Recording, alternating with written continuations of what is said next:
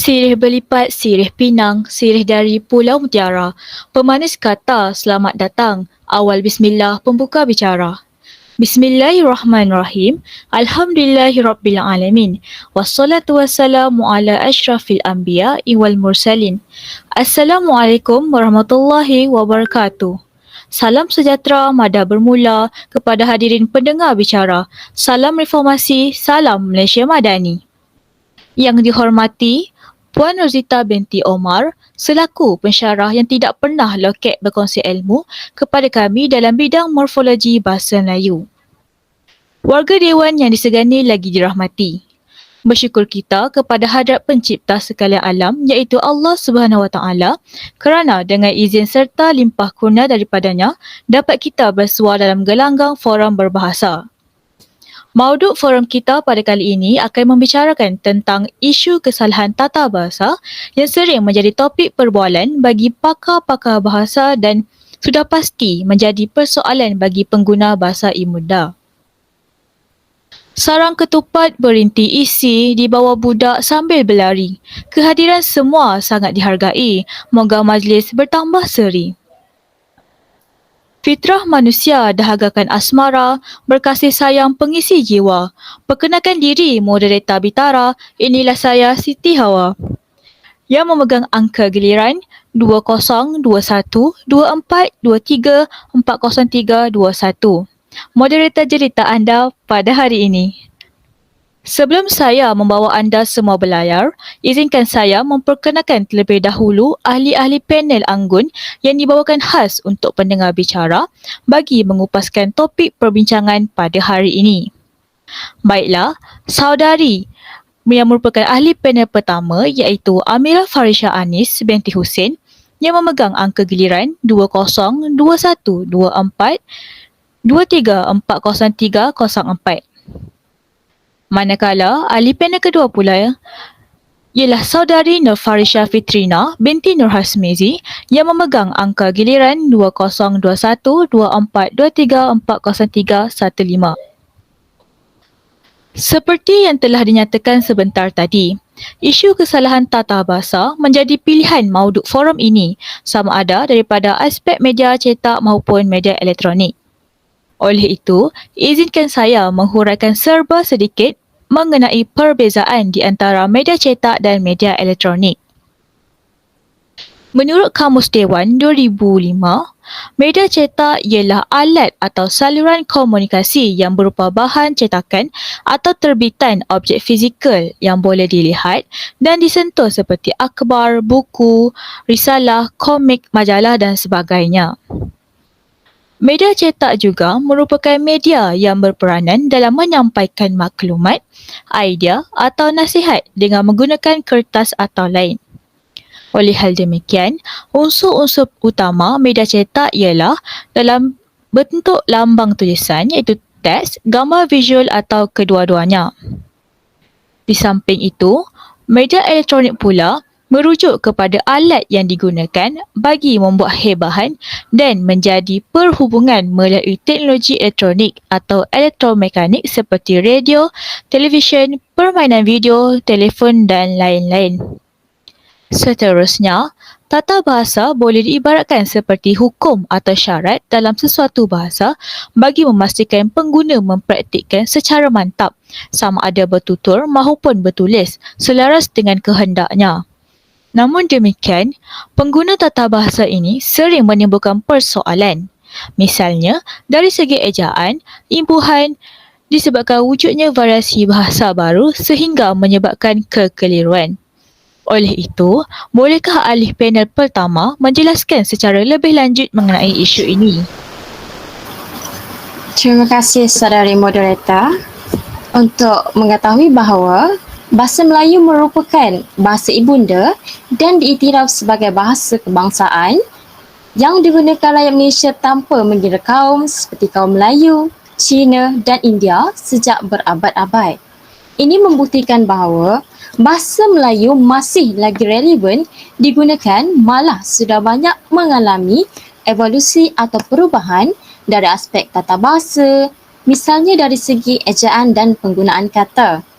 Namun, Jika dilihat secara telitinya, terdapat perbezaan penggunaan kata iaitu golongan yang berusia cenderung menggunakan ejaan lama kerana mereka masih terikat dengan transkripsi ejaan Jawi lama. Tambahan pula, golongan dewasa dan remaja, lebih-lebih lagi yang berumur bawah daripada 25 tahun, lebih gemar menggunakan bahasa rojak atau singkatan dalam ejaan. Ini jelas membuktikan bahawa tahap kesedaran penggunaan bahasa yang tepat masih lagi berada pada tahap yang rendah dan perkara ini amat membimbangkan saya. Jadi, izinkan saya melontarkan idea mengenai kesalahan bahasa yang terdapat di media cetak.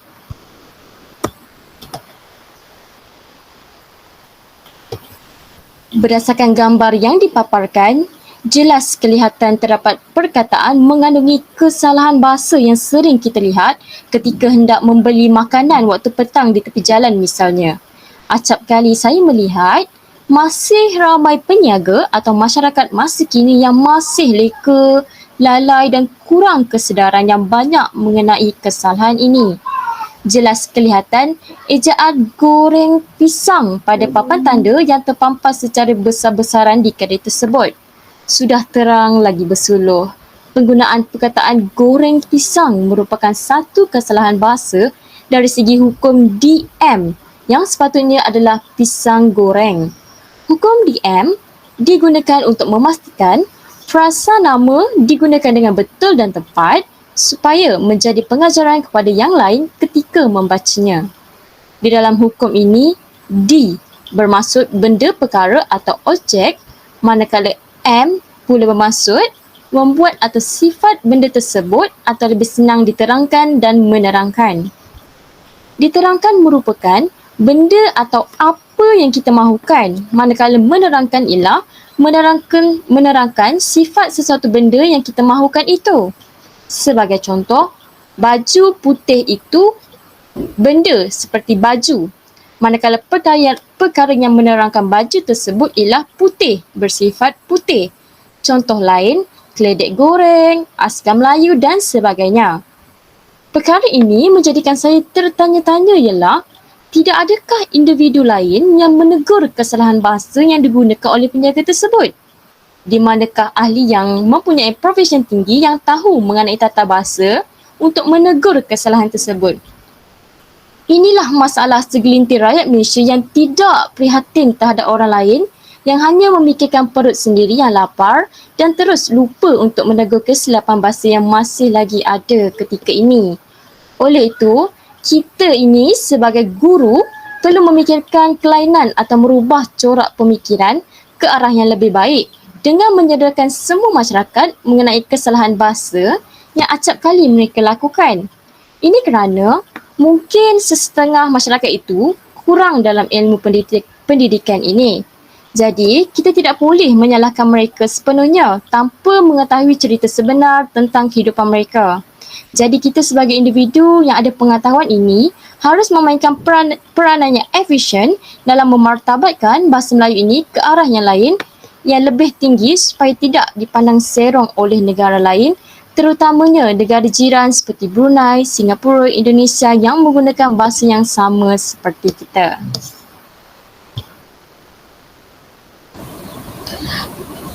Terima kasih Saudari Amira di atas penerangan yang sangat jitu dan padat mengenai hukum DM iaitu diterangkan dan menerangkan. Kesalahan tata bahasa hukum DM ini semakin sebati dalam hidup pada masa kini tanpa kita sedar. Misalnya, perkataan minibus sudah menjadi kelaziman. Walhal, bas mini adalah istilah yang lebih tepat kerana perkataan bas itu menunjukkan kepada unsur yang hendak diterangkan, iaitu sebuah kenderaan, dan mini pula ialah menerangkan bahawa bas itu adalah bersaiz kecil. Oleh itu, adakah panel kedua bersetuju dengan pendapat yang telah diutarakan oleh Amira sebentar tadi? Ya, moderator. Benar apa yang diperkatakan oleh Amira sebentar tadi. Seperti yang kita boleh lihat di Institut Pendidikan Guru Kampus ini, terdapat kesalahan bahasa yang terdapat di media cetak. Berdasarkan gambar yang dipaparkan, dapat kita lihat bahawa kesalahan sendi nama di dalam ayat tersebut, kesalahan yang dilakukan tidak boleh dipandang enteng kerana ia akan mempengaruhi tahap penguasaan pelajar terhadap sistem Nahu atau tata bahasa Bahasa Melayu. Seringkali saya melihat kesalahan sendi nama di dalam sesuatu ayat. Kesalahan yang dilakukan tidak boleh dipandang enteng. Perkara ini sering berlaku kerana perkataan yang hampir sama telah mengelirukan orang ramai. Penggunaan kata sendi nama dari juga didapati tidak tepat kerana kata sendi nama dari hendaklah digunakan di hadapan kata nama atau frasa nama yang mengarahkan arah atau masa. Kata sendi nama daripada pula hadir di hadapan kata kerja atau frasa kerja apabila digunakan untuk menyatakan perbezaan atau perbandingan. Selain daripada itu, kata sendi nama daripada juga digunakan untuk menyatakan punca atau sumber kejadian sesuatu benda. Oleh itu, ayat yang betul adalah kekuatan tidak datang daripada kemampuan fizikal. Yang menjadi kebimbangan pada saya adalah sepatutnya di Institut Pendidikan Guru tidak sepatutnya kesalahan bahasa ini dilakukan. Ini kerana bahasa ini jelas menunjuk pengetahuan tentang sistem sesebuah bahasa selain keliru terhadap penggunaan unsur-unsur bahasa dalam konteks tertentu. Tetapi, bukankah di Institut Pendidikan Guru kampus ini mempunyai Jabatan Bahasa Melayu? Mengapa tiada sesiapa untuk menegur kesalahan-kesalahan bahasa yang terdapat di Institut Pendidikan Guru kampus Ipoh ini? Sepatutnya tiada kesalahan bahasa di dalam Institut Pendidikan Guru ini kerana ianya merupakan tempat pengajian di mana terletaknya orang-orang yang hebat dan berpelajaran tinggi. Inilah akibat apabila tiada seorang pun mengendahkan kesalahan-kesalahan yang kecil kepada mereka.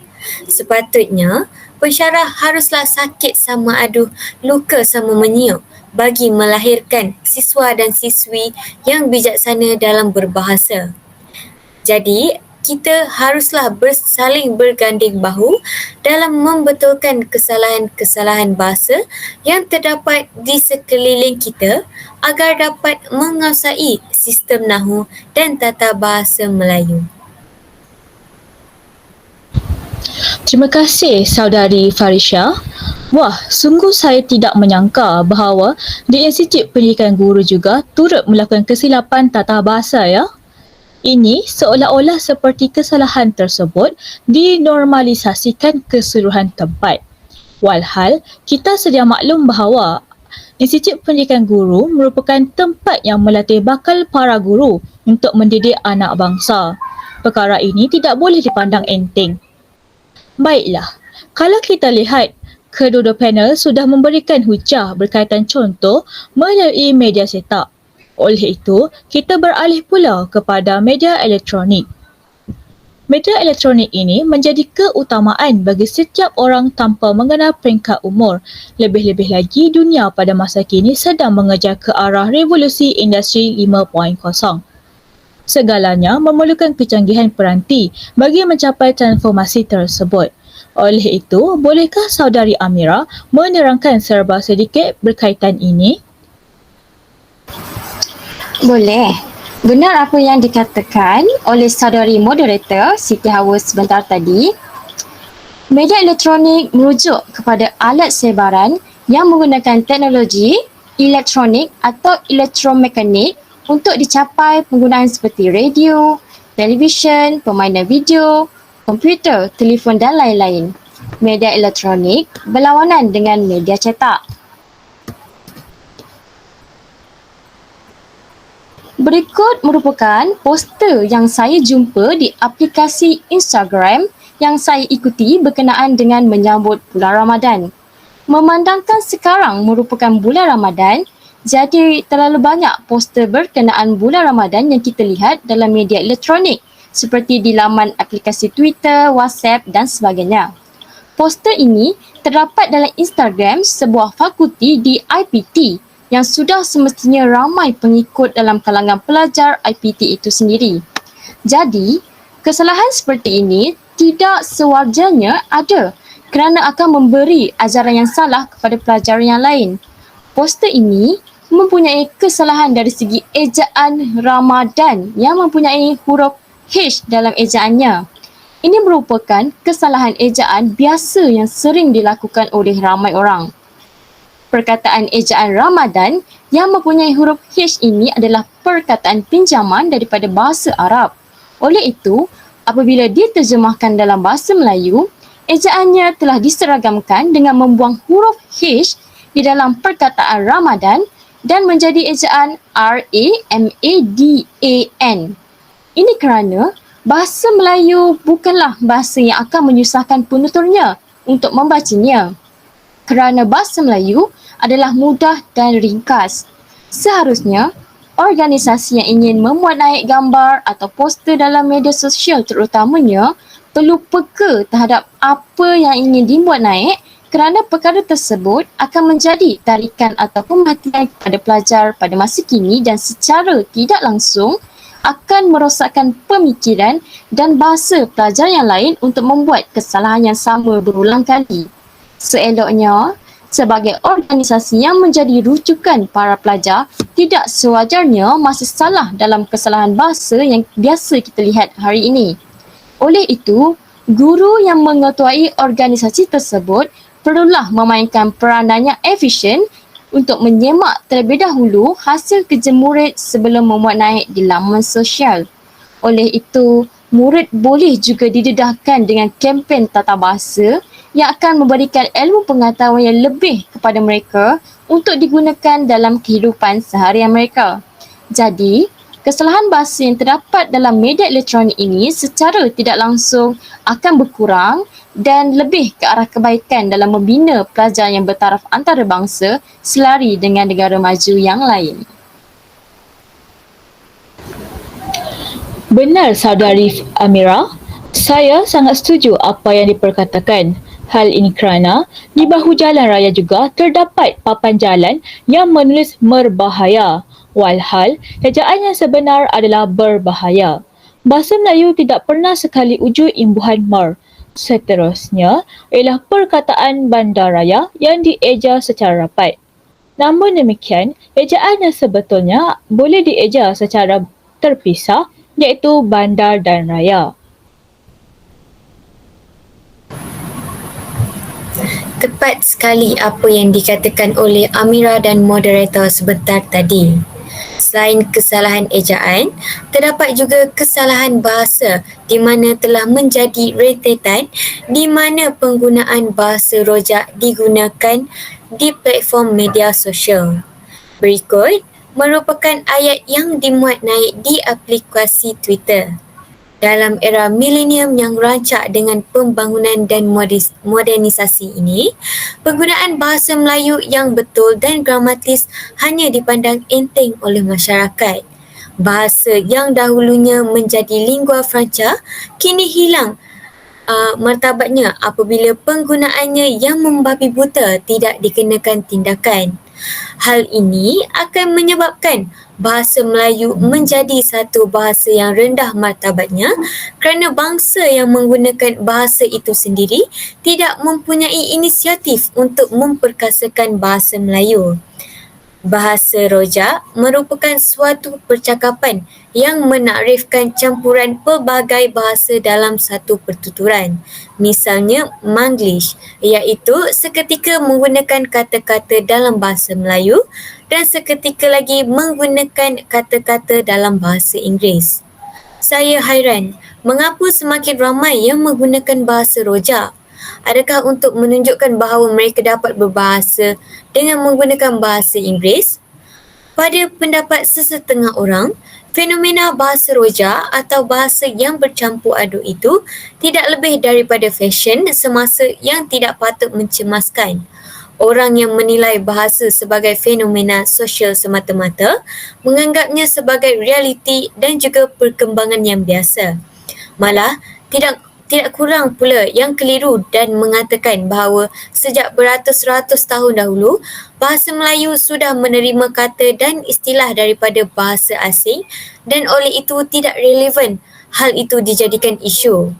Fenomena menggunakan bahasa Melayu yang bercampur aduk dengan bahasa Inggeris dalam ayat atau wacana yang dikenal sebagai bahasa rojak itu dapat diterima sebagai kenyataan dalam kehidupan sehari-hari selama penggunaannya terbatas dalam suasana tidak rasmi, misalnya dalam perbualan, gurau senda dan sebagainya. Namun, apabila fenomena itu berlaku dalam wacana yang rasmi, sifatnya seperti dalam mesyuarat di Jabatan Kerajaan, maka telah berlaku kesalahan memilih ragam bahasa yang sesuai dan telah berlaku kepincangan dalam adab berbahasa.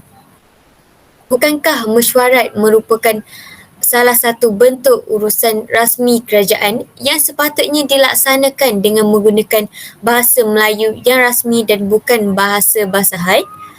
Kesalahan bahasa ini telah menimbulkan kekeliruan kepada kanak-kanak yang baru belajar untuk berbahasa.